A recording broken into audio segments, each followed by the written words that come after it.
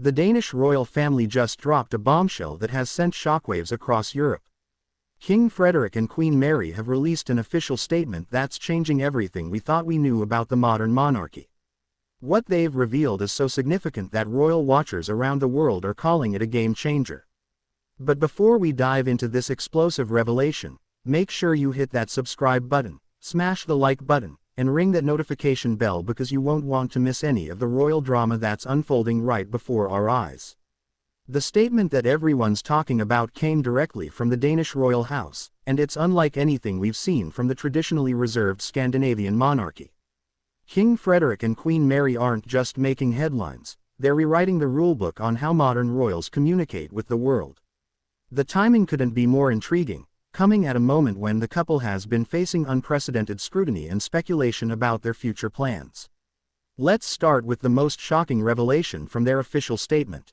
The Danish royal house announced that King Frederik and Queen Mary would be leaving Amalienborg Palace on July 28, 2025, heading to Graston Castle in southern Jutland for their entire summer residence. But this isn't just any ordinary summer vacation.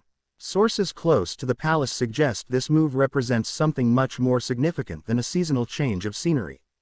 The carefully worded announcement has left royal experts analyzing every single phrase for hidden meanings and future implications. What makes this statement even more extraordinary is the context in which it was released. Queen Mary recently interrupted her summer holiday abroad to share what sources describe as a deeply personal and emotional message through her Mary Foundation.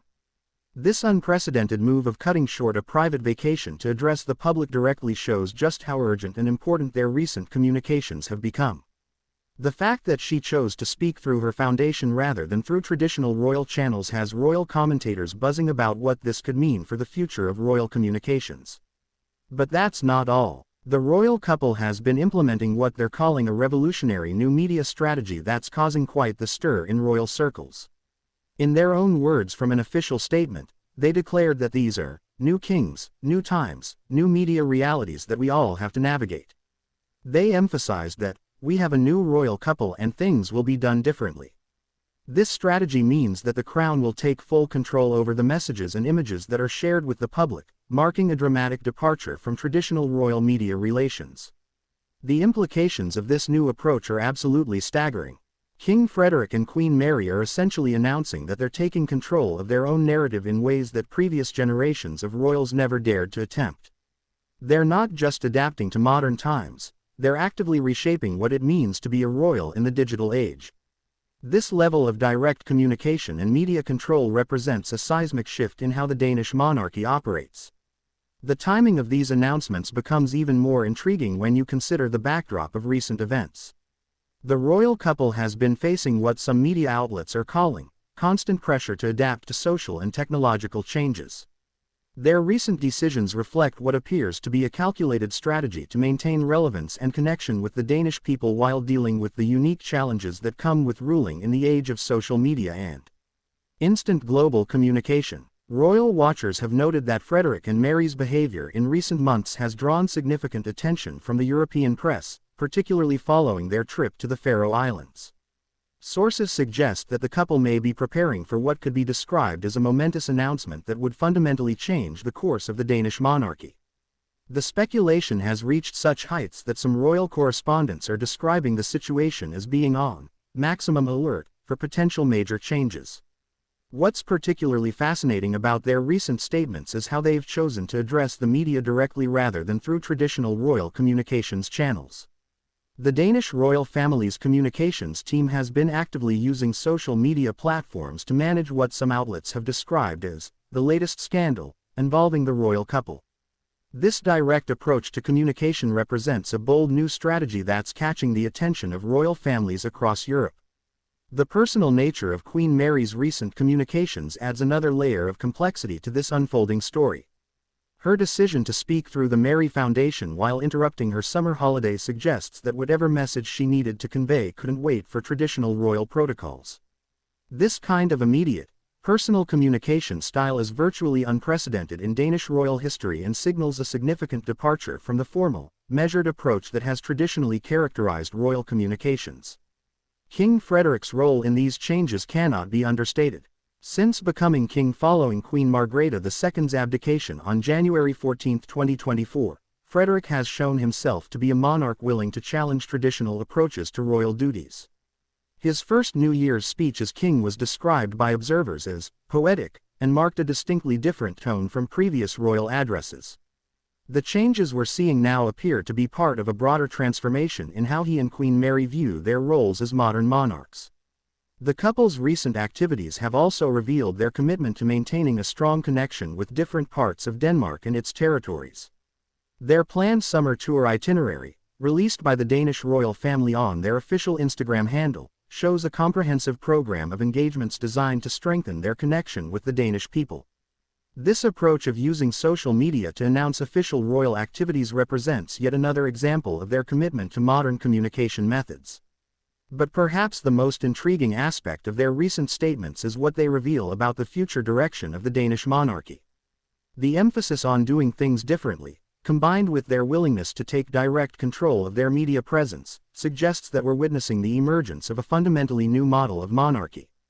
This isn't just about adapting to modern times, it's about actively reshaping the institution of monarchy for the 21st century. The international implications of these changes extend far beyond Denmark's borders. Other European royal families are undoubtedly watching these developments with great interest, as they could signal broader changes in how modern monarchies operate. The success or failure of Frederik and Mary's new approach could influence royal families across the continent and potentially around the world. The personal dimension of these changes adds another layer of fascination to the story. Queen Mary, who became queen upon her husband's accession to the throne, has shown herself to be a royal who's willing to break with tradition when necessary.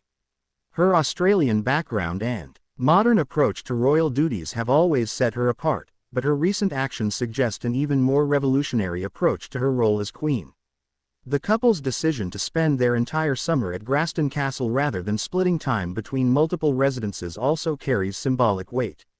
Graston Castle has special significance for the Danish royal family, and their choice to make it their primary summer residence suggests a desire to connect more deeply with Danish traditions while simultaneously modernizing their approach to royal duties.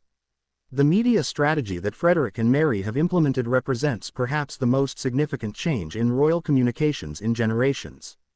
By taking full control over the messages and images that are shared, they're essentially cutting out traditional media intermediaries and speaking directly to their subjects. This level of direct communication creates both opportunities and risks that previous generations of royals never had to navigate. The international press coverage of these developments has been extensive, with royal correspondents across Europe analyzing every aspect of the Danish royal couple's new approach. The fact that their actions are generating such widespread interest demonstrates the significance of what they're attempting to achieve. They're not just changing how they communicate, they're potentially changing how monarchy itself functions in the modern world. The timing of these revelations, coming during their summer residence period, is also strategically significant. Summer has traditionally been a time when royal families step back from public duties, but Frederik and Mary are using this period to implement some of their most significant changes. This suggests a level of urgency and commitment to transformation that goes beyond mere seasonal adjustments. As we analyze these developments, it becomes clear that King Frederik and Queen Mary are positioning themselves as pioneering figures in the evolution of modern monarchy. Their willingness to embrace new communication technologies, combined with their commitment to maintaining traditional royal values, represents a delicate balancing act that could define the future of the Danish monarchy for generations to come. The implications for their 4 royal children are also significant. By establishing new precedents for royal communication and public engagement, Frederik and Mary are creating a framework that their children will inherit. This suggests that the changes we're seeing now are not temporary adjustments but fundamental shifts that will shape the Danish monarchy for decades to come. The response from the Danish public to these changes will be crucial in determining their long-term success. Early indications suggest that there's considerable interest in the royal couple's new approach, but only time will tell whether this translates into sustained support for their modernization efforts. The broader context of European monarchy in the 21st century makes these developments even more significant. As traditional institutions face increasing scrutiny and pressure to demonstrate their relevance, the Danish royal family's proactive approach to change could serve as a model for other monarchies grappling with similar challenges. What's particularly striking about King Frederik and Queen Mary's approach is their willingness to acknowledge explicitly that they're operating in new times, with new media realities. This level of self-awareness about the changing landscape they're navigating suggests a sophisticated understanding of the challenges facing modern monarchy. The personal sacrifices involved in implementing these changes shouldn't be overlooked.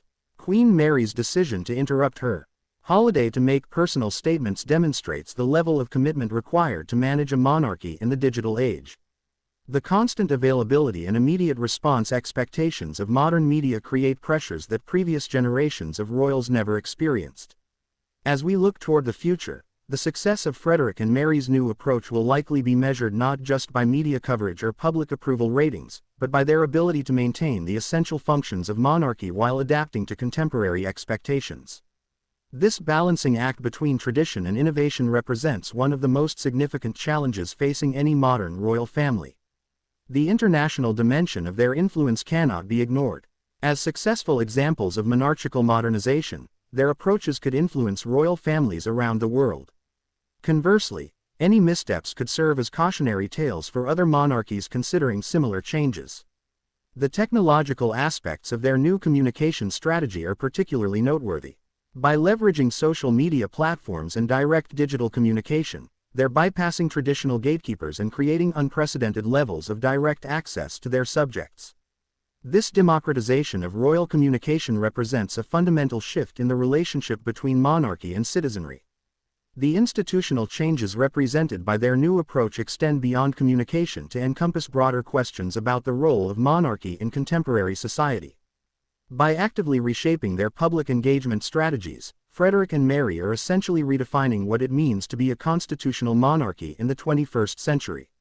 Their commitment to transparency, evidenced by their willingness to make public statements about their plans and strategies, represents another significant departure from traditional royal practice.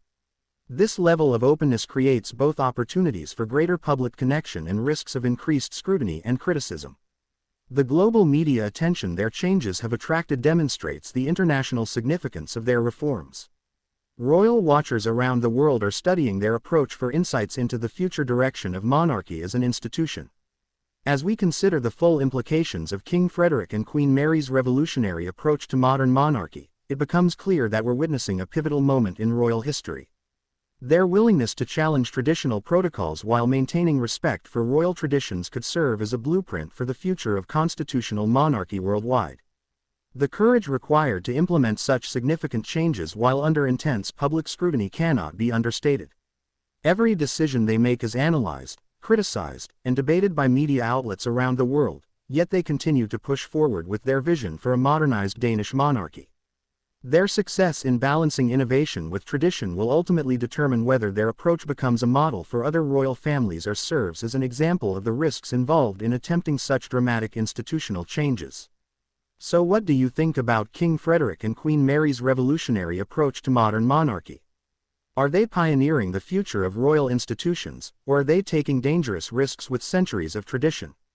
Drop your thoughts in the comments below. And don't forget to subscribe for more royal updates that will keep you ahead of the curve on all the latest developments in the fascinating world of European royalty.